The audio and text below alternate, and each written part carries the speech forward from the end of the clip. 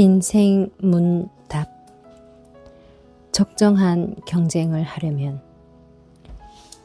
마스시타. 경쟁은 개인이나 기업, 국가로서도 상호 진보, 발전을 낳기 위해 크게 필요한 것이며 중요하다고 생각합니다. 그러나 경쟁이 지나치면 상대를 쓰러뜨리는 일에만 구애되어 바람직하지 못한 일도 일어나게 됩니다. 이른바 과당 경쟁이라는 폐단에 빠지고 맙니다. 국가 간의 전쟁도 이 과당 경쟁의 가장 좋은 예라고 할 것입니다.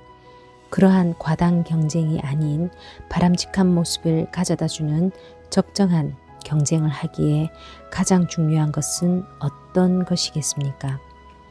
SGI 회장. 인간과 생물, 인간과 인간, 기업과 기업, 나라와 나라의 경쟁은 자연과 사회가 성립하기 위한 하나의 측면이기도 합니다. 질문에서도 말씀하셨듯이 이러한 경쟁이 문화, 문명의 발전을 가져오는 힘이 된 것도 사실입니다. 그러나 반면에 이 경쟁이라는 원리가 타인의 말살과 파괴를 통하여 인류 역사에 계속해서 오점을 새겨왔다는 것도 인정하지 않을 수 없겠지요.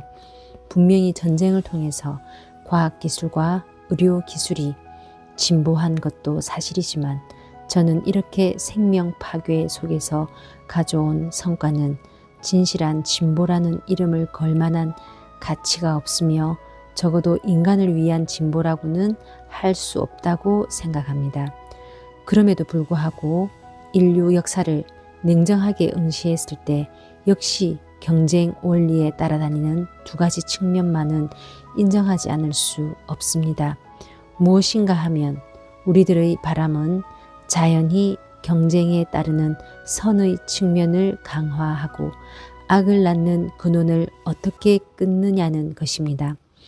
경쟁에 따르는 악의 측면이 생기는 원인을 생각해 보면 질문에 과당 경쟁이라고 말씀하셨듯이 양적 측면이라는 것도 원래부터 무시할 수 없습니다.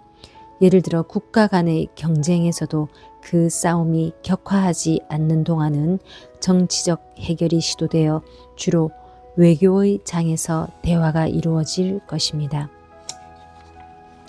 그러나 합법적 수단으로 상호 주장을 조절할 수 없을 만큼 격화하면 전쟁이라는 물리적 수단에 돌입하려고 하는 것이 인류사의 실상일 것입니다.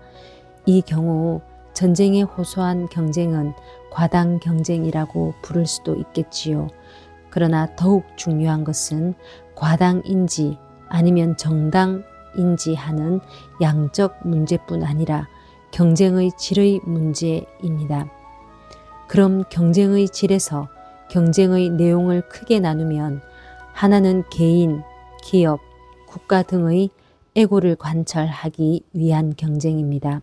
그 에고에는 권력욕, 명예욕, 정복욕 등 인간의 생명에 내재하는 악이 동시에 따라다닙니다. 이처럼 에고에 물든 경쟁은 설령 아무리 작은 것이었다고 해도 타인의 배제, 살육, 파괴를 보지 않으면 결코 충족하지 않는 성질을 가지고 있습니다. 이 에고에 의한 경쟁과 다르게 타인과 경쟁하면서 서로를 절차 탁마하며 함께 서민의 생명을 지키는 것에만 전념하는 형태의 경쟁이 있습니다. 이것은 본질적으로 공존하고 공령하는 것을 전제로 한 경쟁입니다. 이 같은 경쟁의 내부에는 개인이나 기업, 국가의 에고가 아니라 사랑과 양심과 타자에 대한 존경의 마음이 넘치고 있는 것이겠지요.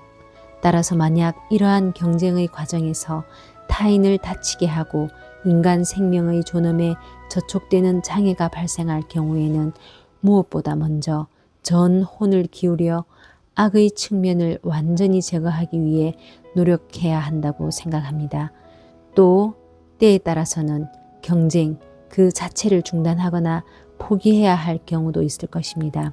그렇지 않으면 경쟁의 양적 증가와 함께 숨어드는 기업, 국가, 개인의 에고를 피할 수 없기 때문입니다.